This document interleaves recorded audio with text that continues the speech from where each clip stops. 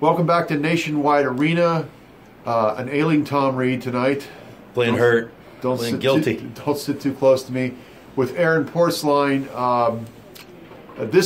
game could have been a disaster. The way that it ended. Once again, 16.5 seconds left. The opponent scores a goal. Last night, it produced a 5-4 gut punch Ranger victory. Tonight, it sent the game to overtime against the Flyers, 1-1. And fans here have to be thinking, oh my goodness, they've won 16 in a row, and now they may lose their third straight. But Seth Jones with the heroics makes the big play. They end up winning 2-1 as Nick Foligno finishes off a 3-on-1. Yeah. Seth Jones, of course, who had a rough moment at the end of last night's game against the Rangers. It's the right read, it's the right idea, but he flubs the puck. Grabner goes the other direction and scores, as you mentioned, with 16.5 seconds left to beat the Rangers. The Rangers beat the Blue Jackets 5-4. A night later, 16.5 plays into it again. But then in overtime, Seth Jones makes a great play. Two great plays, really. Two great plays, yeah. First, picking off the pass from Voracek, going the length of the ice, finds Foligno, the trailer behind him. Game over. We've said this before, and you wrote about it for tomorrow's paper. Seth Jones has a knack for this stuff now. Yeah. Where it's just part of the game, especially for a still young defenseman. A turnover, something bad happens, and in the first case this season, a rough turnover in overtime in Los Angeles, right. And they end up losing, and then you fast forward less than a week later at home, and he scored the next time they're in overtime, and he scores to end it, and then what a bounce back just 24 hours later. They needed it, right, and it again. One of the constant themes we've had since training camp is with John Tortorella, as far as, look, he doesn't care if you're making mistakes as long as, A, they're aggressive mistakes, and B, you don't make them a lot. Yes. But, the pregame today, we asked him, hey, should Seth Jones have made a safer play there in the game against the Rangers? Maybe just throw it back along the wall, get to overtime, take the point. He said, no. Right. I don't want him doing that. I don't want any of our young guys doing that. I want them trying to score, trying to make plays. And I spoke to Seth Jones, and he said before the game, Tortorella came to him and said, you make those plays. Do not get passive on me. Keep trying to make these plays. Lo and behold, he does. And I can't explain what a good defensive play. Gets down low with the stick, takes a pass away. Oh, where's that pass going, Tom? It looks like it's going to Jake Voracek. Now, Nick Foligno was back there, too. It's going to Giroux. Oh, yes, it's going to Giroux. Right on the doorstep. Yeah, which could have been a tap and goal. Nick Foligno was back. He might have got to it, might not have. But if it gets through, it's a tap in. And then Seth Jones has the presence of mind to get up, get out on the ice, and they end a two-game losing streak. And maybe they get on a roll here a little bit. They go to Carolina for Tuesday night. Yeah, and you know what?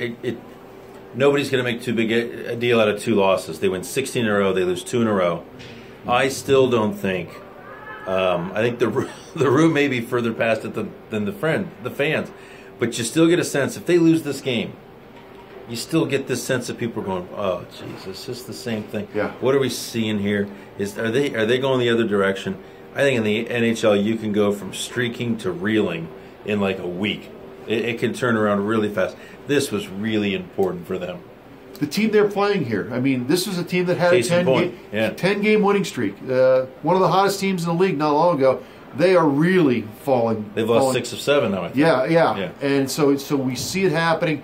Last night, that was, again, it was the second loss in a row, but that was an emotional loss, up 4-1. And to have it possibly happen a second straight night where you give up a late goal, and this team had been so good in the third period. That's sometimes how confidence gets either made or shaken. Sure. And they respond in a huge way to bring a lot of drama to a game that really didn't have much. Oh, yeah, it was ugly. And if you think, 2 games ago, Bobrovsky, not great in Washington. Yeah. Last night we talked about it at length. Maybe we were too hard on him. Curtis McElhinney, not good in that game against the Rangers. They needed a goaltender game tonight. It was a pretty quiet game in both directions. I don't think Bobrovsky was awesome, but he was good when he needed to be. Yep. Mason made some big saves for Philadelphia on the other end, but I don't think he really had to be awesome either. It was, as Tortorella said, like getting blood out of a rock trying to get guys up to the level they needed to be.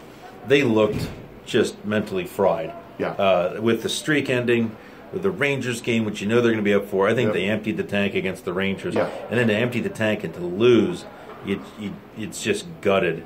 Tonight, it's a big 2 points. No one's going to frame these 2 points and hold it up as an example of how to play hockey. No.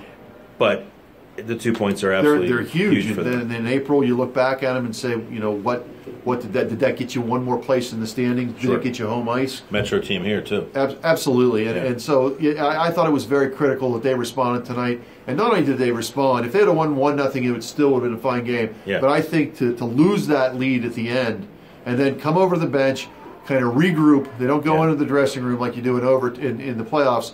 To regroup and come back and win it that way. And have your captain do it. Yeah, I think that says a lot for this team. And now, again, they go on to Carolina. There's some very winnable games here. Of course, there should be for a team with a 27, 6 or 7 and 4 record. But, they can kind of get rolling again here a little bit. Yeah. And, again, a very encouraging victory tonight. Just your thoughts about this trip coming up, because this is a tricky little trip here. Yeah, it is. And have they beaten Tampa twice? They have beaten Tampa twice. Tampa, is one of those teams that, there are a lot of people who are saying it's either going to be them or Pittsburgh this year. Yeah, right. They have really, really struggled. Yeah. Lose big loss again tonight in Pittsburgh. They're going to want a piece of them, just like Washington did in Florida. Yeah, well, of course, it starts in Carolina. Yep. Carolina's played over their heads, I think most people would agree. They've not been an easy out for anybody this season. That Tampa Bay game is going to be a very emotional affair. The Lightning are going to be juiced up for that when they're retiring Martin's St. Louis jersey. Tortorella speaking on behalf of St. Louis before the game. That's going to be a wild one. And then a back-to-back with Florida. They're not an easy out either. Winnable games, all of these, for sure. But nothing to sleep on. Nothing to sleep on, even as the team with the best record in hockey. All right, very good. Jackets overtime winners 2-1 tonight. Keep following us on dispatch.com, and we'll see you next week. Yeah, we think All-Star News is coming out tomorrow. Keep it locked in on dispatch.com. Aaron will have it. I'll be flying to Raleigh. Prepare your outrage for who doesn't get on the team. Probably more than your joy for who does. So look forward to that. Hit the button. Experience.